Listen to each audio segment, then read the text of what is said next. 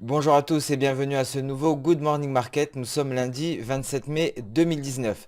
L'actualité du jour sera marquée par les élections européennes. Alors en effet, le PPE et les sociaux démocrates perdent la majorité du Parlement européen. En revanche, les eurosceptiques gagnent en France, en Italie et au Royaume-Uni.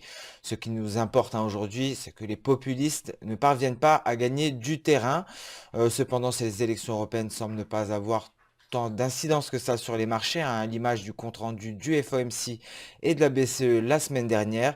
Le marché semble focalisé sur la guerre commerciale et principalement sur les conséquences de cette guerre commerciale sur les économies des deux superpuissances. Passons sans plus tarder au calendrier économique de la semaine. Alors cette semaine, nous prendrons connaissance de la confiance du consommateur du Conference Board, et donc ça se sera suivi avec attention par les investisseurs, car en effet, les indicateurs économiques en provenance des États-Unis et de la Chine seront très attendus cette semaine. Sinon, mercredi, nous prendrons connaissance de la décision sur les taux d'intérêt de la BOC, de la Banque centrale du Canada. Jeudi, nous prendrons connaissance des permis de construire en Australie, et ce dès 3h30 du matin. À 14h30, donc autre donnée importante, le PIB aux États-Unis, mais également les inscriptions hebdomadaires au chômage. Et enfin, pour jeudi à 17h, la variation hebdomadaire des stocks de pétrole brut aux États-Unis. Autre donnée qui sera attendue par les investisseurs sera celle de vendredi matin, très tôt le matin. En effet, nous prendrons connaissance du PMI en provenance de Chine.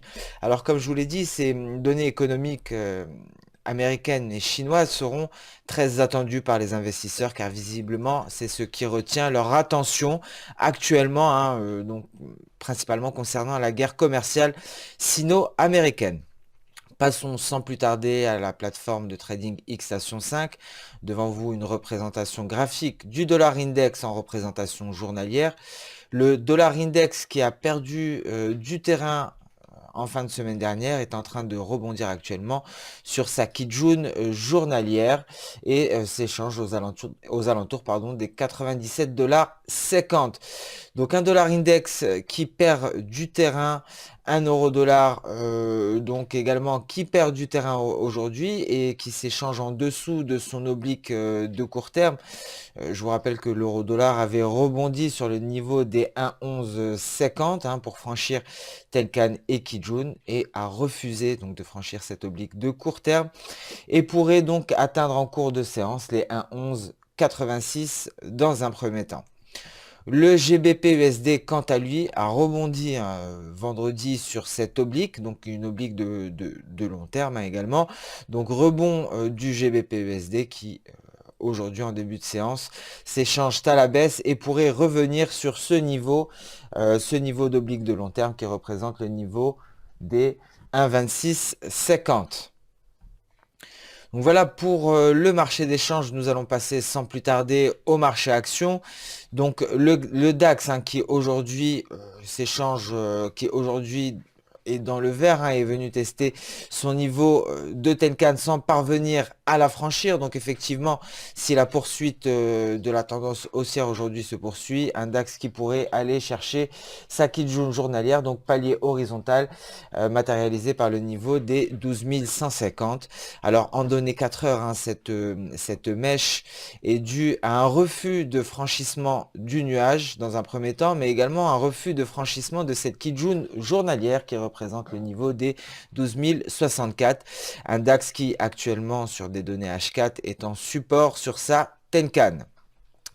Passons sans plus tarder au CAC 40, donc le CAC 40 en données journalières, donc de la même manière, le CAC 40 est actuellement haussier, il a retracé une bonne partie de sa hausse du début de séance, un CAC 40 qui effectivement était pratiquement venu tester les 38,2% de Fibonacci, qui a rebondi et refuse de franchir sa Tenkan journalière. De la même manière sur du 4 heures, cela se matérialise par un refus de franchir franchissement de nuages, mais principalement par un refus de franchissement de sa Kijun. Le S500 de la même manière s'échange en dessous de son niveau de Tenkan et évolue à l'intérieur de son nuage en données journalières. En données H4, celui-ci refuse de franchir sa Kijun et également en support sur sa Tenkan. Passons sans plus tarder au marché des matières premières, un pétrole qui temporise actuellement après la baisse que nous avons connue ce jeudi. Un pétrole qui a rebondi sur le retracement des 38,2% et est en train de temporiser actuellement. Donc nous surveillerons avec attention le pétrole WTI, mais également au niveau des matières premières, nous surveillerons l'or qui évolue dans un drapeau et pourrait aller chercher le haut de son drapeau. Alors effectivement, un signal d'achat serait donné par le franchissement de cette borne supérieure, ce qui nous donnerait un objectif théorique aux alentours des 1330 $.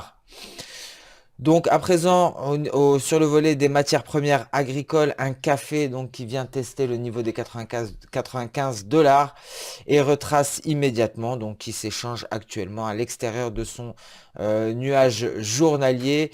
Si sa progression à la baisse venait à se poursuivre, hein, un café qui pourrait aller chercher le niveau des 91,40 environ.